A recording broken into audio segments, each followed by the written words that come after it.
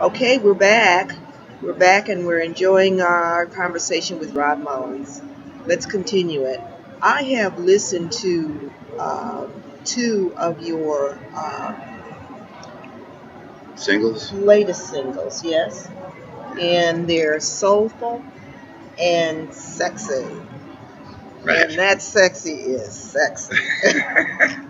That means a lot coming from you, Shirlee Hydemorris. Enjoying it. So, talk to me about these two. Well, I think there was a major shift in what happened with, the music industry in the last 10 years or so, because it went from being really an artist-oriented medium to a producer medium. And, What's that mean? well, in like normal people terms, what that means is like, it was a lot more artist driven early. Like if you would go to get a Miles Davis record, you'd be like, man, it's Miles Davis playing an instrument. Okay. And then as, guys kind of blurred those lines, like Babyface was one of the ones that blurred the lines great because he could sing and play it, and you always knew it was him, but it was his producer style. Like the way he would incorporate the background singers, Okay. the way he would do the drum programming, the people he would choose. And that's the guy who's the king of all that is my hero. It's Quincy Jones. Yes. Greatest music producer of all time. Q himself. Q himself. Now that guy has the same background as me. Jazz musician, jazz trumpet player, arranger, organizing the horn parts, telling the rhythm section how to play the beat, what kind of thing he wanted. Because the producer has the overall vision of how the song and the album's going to come out. Well, you and Q have something else in common. Perhaps our audience hadn't thought about that, but it's your age. It's starting out because Q was very young, and he had to lie about his age in order to get with the group. Right. And and then we had to be concerned about Q in nightclubs because that was the direction that he was going in. That's neat to know because, my parents, being the conservative Baptists that they were, my dad just said, well, let's just go down to the police station and figure this out. And I mean, that's kind of how it worked. But you know what's great, man? I mean, this is a thing about America in those days. I don't know how America is now. That's a whole other interview. But in those days, you could get a work permit. And you go down to the police station with your parents. They sign a document. And it's almost like getting a mug shot because they fingerprint you and they take your picture and they look at your birth certificate. Mm-hmm. They make a copy of the parent's driver's license. And then both the parents and you have to sign a legal agreement that's got to be notarized that says you will not consume any alcohol while you're out. And who is going to be the person appointed as the guardian? That was always the band leader, So I was like this little kid running around saying, can you be my guardian? I want to take a drum solo. Well, that sounds like marriage to me. Oh, man. Well, I say that because in my personal life, when I was married, I was very young, 16. And they had to take us down and get us signed. Oh, yeah, right. Yeah, it's the same kind of thing. Mm-hmm. So, so going back to that other part, though, about, Quincy as the producer now, what he was able to do with Michael Jackson's talent has not ever been duplicated. Like, that's kind of an iconic thing. James Brown and Berry Gordy, that was awesome. Stevie Wonder and Berry Gordy, that was awesome. Explain to me the thought you had with Quincy and Michael. Well, look, if the music is all artist, just completely artist oriented, it's the artist making all the decisions. They're making the producer decisions as well. And the problem that Quincy, I can't speak for him, man. He's just my hero. Okay, mm-hmm. I can't speak for him, but I have studied him. Mm-hmm. And here's what I learned about it: is that when the artist brings in their songs and they have their talent, it's the producer's job to figure out what kind of musical background, which songs to do, how to structure those tunes, sections to leave in, things to take out, beats to put behind things, tempos to change, keys that the singer should sing in. It's a big job. And that is a big job. Wouldn't you agree? People don't realize that the producer is so important because usually the public just sees, oh, it's Beyonce. Well, Hey man, There's more goes into read it. the freaking booklet, people, because Beyonce and Destiny's Child and In Vogue, and I used to love TLC, man. I thought TLC was the baddest group of people, but I also knew that one girl in the band was crazy. If she were the producer, everybody's house would have got burned down, not just the one guy. So, when you start thinking like a producer, then that's a point of, like, for me, it was a point of arrival.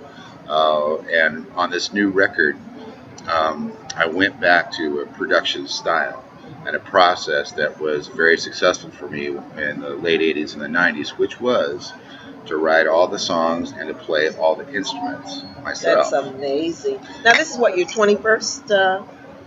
28th album. 28. Yeah. And that is awesome.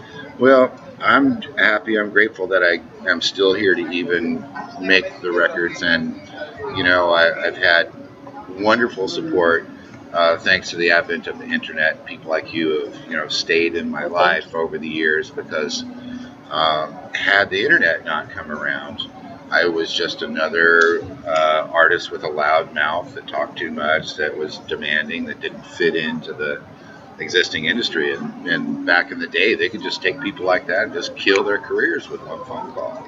And those phone calls were made about me, because I was the problematic loud guy from Denver that ran around LA saying, I need to get paid, and this and that, and look at me, that's, I think when you're in your 20s, if you're talented, everybody does that. Tennis players do, basketball players do. You know what I think I understand about that? Perhaps you can correct me if I'm wrong. Okay. But when a person feels that their rights have been stepped on, now they'll either be quiet about it, or they'll make some noise about it. Right.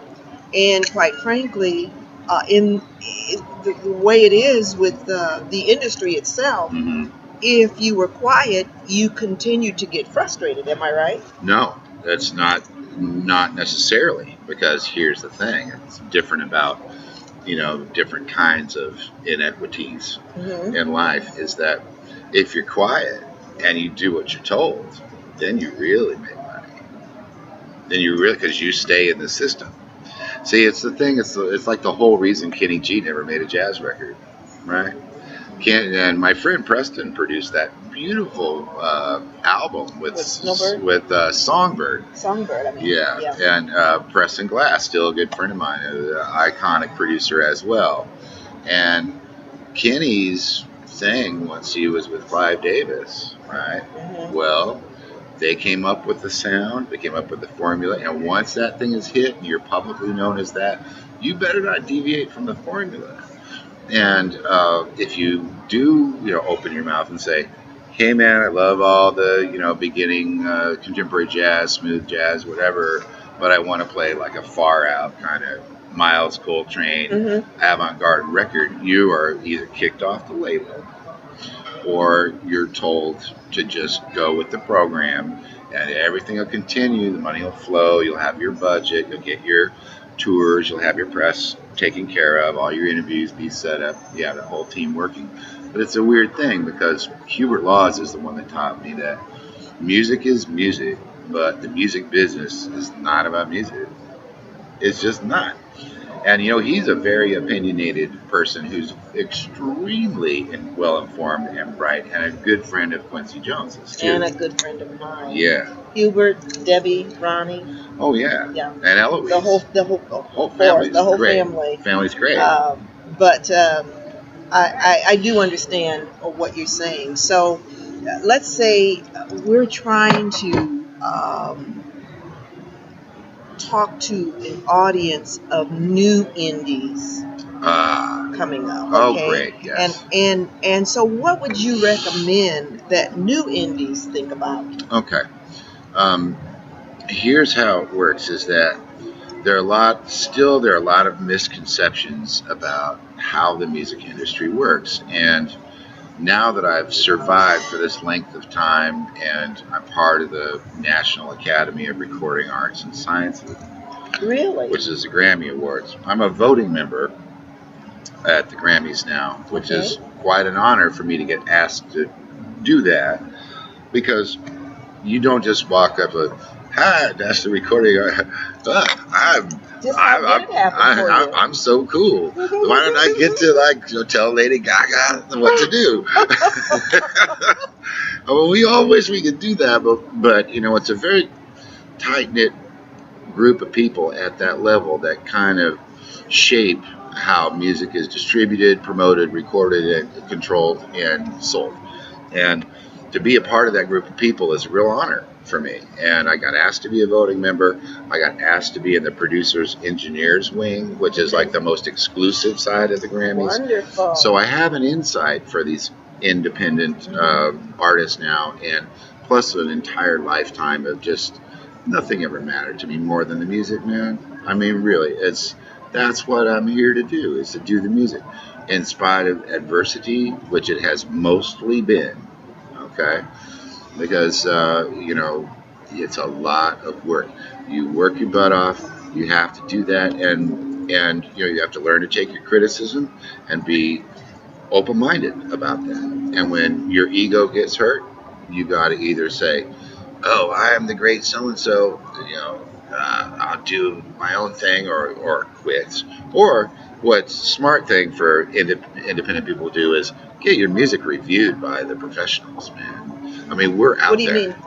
Send it to people, pay for evaluations, join organizations, post it on the internet, get professional producers and engineers to evaluate your work, because this is the thing, you might have the world's greatest song ever, but if you don't know how to make your bass and drum sound right on your recording, your song will fail. That's how it is, right? So I see different charts. Yeah. Talk to me about these charts. I've always wondered about these charts and how should we view, well, you're 34 on this chart and you're 10 on the next chart. What right. Where's the balance in all of this? Well, it's become a lot more confusing now that the charting is kind of like a black hole. What do you mean black hole? I don't get that. Well, what I mean by that is that back in the day we had Billboard, we had Variety, we had Radio and Records, we had NARAS, the Grammy Awards. Well, now you've got, the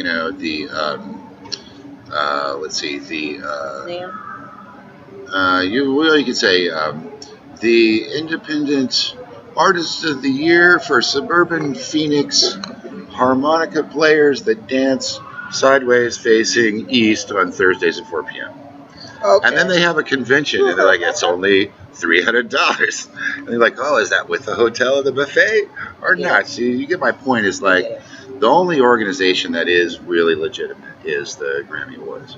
The other ones, are not really legitimized, because the difference with the Grammys is that they have the history. They've got almost a 60-year history.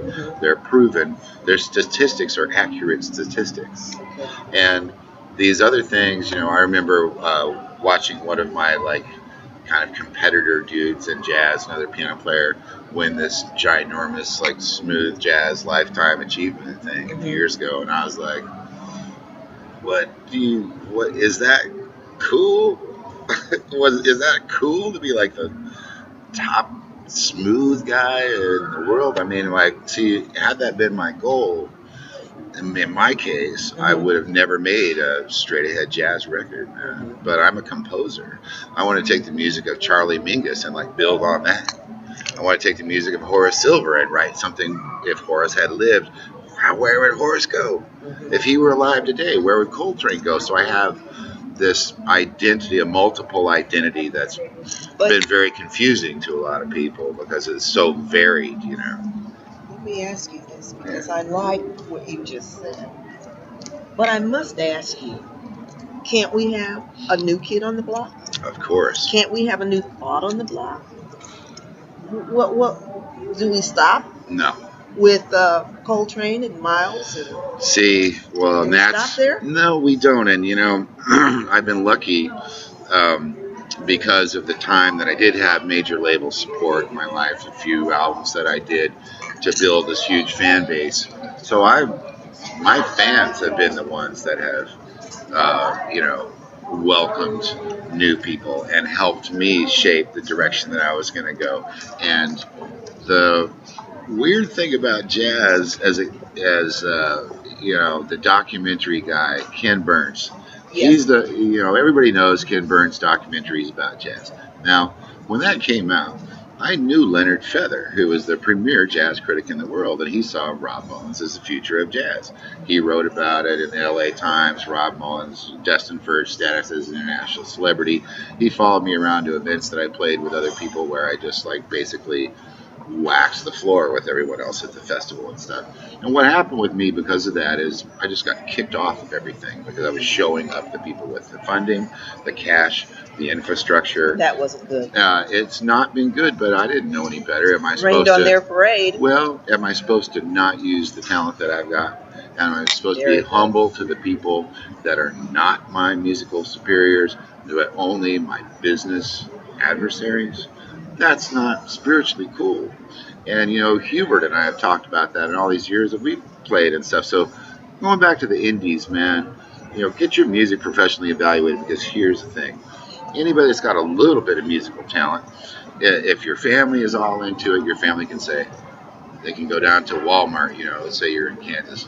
Well, my kid sings better than Kenny Chesney because he was out at the state fair, and man, he got 4 girls to throw Girl Scout cookies at him, so he must be the best. Well, that's just a parent loving their kid, man. That's what that is. And you can't. Parents all love their children. Well, that's a form of support. Right, but the point is that what if that kid sings a quarter tone flat all the time? What if they have like a giant tumor growing off their ear that the parents been looking at that tumor so many years they don't see it, but as soon as that kid's in a video, it's like, oh my God, his ear is 4 times the size on the left side as it is on the right side of his head. It's ear boy.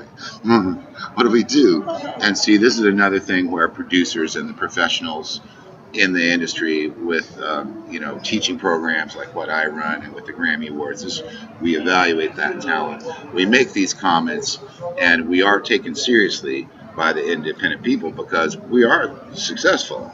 We've got a proven track record at knowing how to pick talent, how to make hit records, and how to organize production. Well, I know that we have independent artists looking at Rob Mullins. So if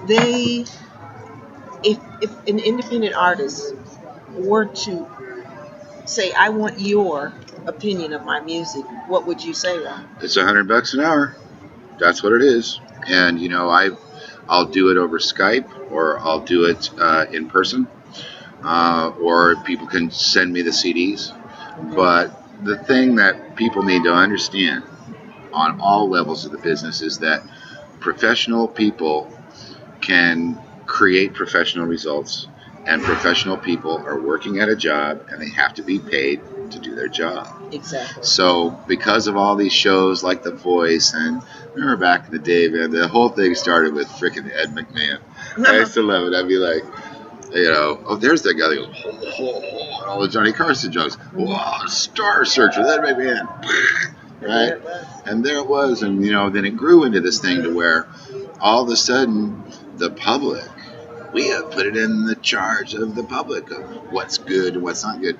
Well, in a way, that's what record companies, when times got tough, record companies didn't relinquish their control.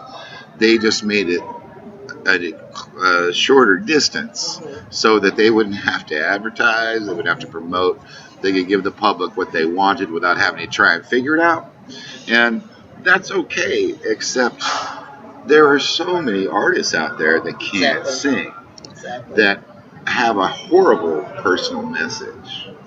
Aren't we at a stage evolutionarily, Shirley, where we should all be somewhat, on a large sense, like working towards some common unity, putting aside like all of the stuff that keeps us separated, like, I'm my color, you're your color, I come from this history, you come from that history, you sing, I play piano, I'm Republican, you're Democrat, whatever those things are. Device. Can't we just get kind of past all of that and try and work together? But the thing about that is that human nature screws that up every time, because as soon, and I know this just in my own life, man, as soon as I start to get too selfish and I get too high, my mom used to call it, you're up on your high horse.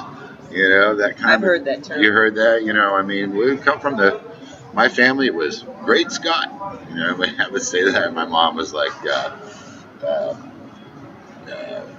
you're on a toot. You need to get off your high horse. She would say that. She's trying to keep you humble, man. Yeah. And, you know, people need to love each other a lot more. And in the industry, there's not much love now because it's so competitive. And these TV shows now have taken, you know, girls that can't sing, that might not be able to carry a tune, and for this, that, the reason, the public, a lot of times, they can't even tell. Mm-hmm. They don't know if somebody is singing correctly or if they're singing beautifully, because it's become a much more visual medium now. So if you know, wear a suit of a bunch of dead animals and you're like simulating sex in a video, then that's shocking enough to where people, it gets their attention, and then that sells records. And I don't blame the music business for trying to sell records. That's what they do. But my role as a person still in the industry after all this time is to try and help the younger artists that are confused about that stuff and get them on a pathway where it makes sense. If they're really super talented, I'll encourage them. But if they're not motivated, I can't make them build that. I can't create that fire in their heart. I always had that fire in my heart. You know how it is. You're passionate. You are a fiery guy. I always had passion in my heart, and nobody had to, you know, haul my butt out of bed every morning and say, you better go play the drums, you better go practice your slogging. No, man, it's joyful. Like, if you find something that you love and you're good at it, and then that's your passion, then you're your passion, then it's just a matter of putting the discipline with that talent and what you're passionate about. But, you know, with all the music lessons that I've taught now over the years all over the world, I see that thing too, man. These parents come in with their kid, and, you know, some of the kids are super talented, but, you know, it doesn't matter to them. Like, they could sing. I see this all the time, man. Girls singing just as well or better than Mariah. Mm-hmm. Some of them even sing as well as Whitney. Mm-hmm. And they're in my little room at the piano store just singing like crazy. And I'll hear them. And then I'll walk outside and we'll sit down with the mom and the dad. We'll talk about it. And then I'll ask them, like, what do you want to do? I mean, what do you want to do with your life? And if they're feeling real honest, and I gave them enough, you know, confidence and support during that interview, they'll say, I really like singing, but my heart's in, like, medicine. I want to be a veterinarian. And then you see that look come over the mom's face of like, oh my God, I spent all this money on these lessons. I sacrificed this my life. They go all off into this thing, man. And look, if you want to be a successful indie artist, team up with the pros. Pay us to work with you. We'll do it. It's not all horrible. I mean, you know, especially now there's more opportunity than ever. Look at all that you do internationally, because this internet thing, man, you're a force. You know, same thing with me. I'm a force. But take it seriously, and don't just watch TV and go, oh, the person that got the most votes is the best singer. The girl with the nicest outfit sounds the best. Yeah. No, man. People need to educate themselves about how to listen to music. What is the spiritual point of music? I mean, I have this one friend of mine. I know the segment's going really long, so you can stop me whenever you want. But I'll just wrap up with this last little piece here. Is that I tell you, I was so into what you were talking about that I'd forgotten about the segment. We're gonna give it a couple more minutes. Sure. Well, yeah, I'm just gonna since this is like part of the current climate in 2014, while we're having this interview, you know, Miley Cyrus, Selena Gomez, Demi Lovato, Lindsay Lohan, Lady Gaga. Okay, now there's 5 careers. Now, I know the organization that I work with, the Grammy Awards, is responsible for helping these people, and those record companies, they're not indie artists. They might have started out like, you know, some little kid singing into their frickin' karaoke, but trust me, man, no, that's a big machine. Lots of money, millions of dollars behind. How did they come to the conclusion that these 5 artists that you just named off had the it factor? Well, you can spot it because Dick Clark was a guy that could spot it. You know, my man, I was so dumb I didn't go to the nomination. I got nominated for a Soul Train Award, and I didn't know what Soul Train was. Oh.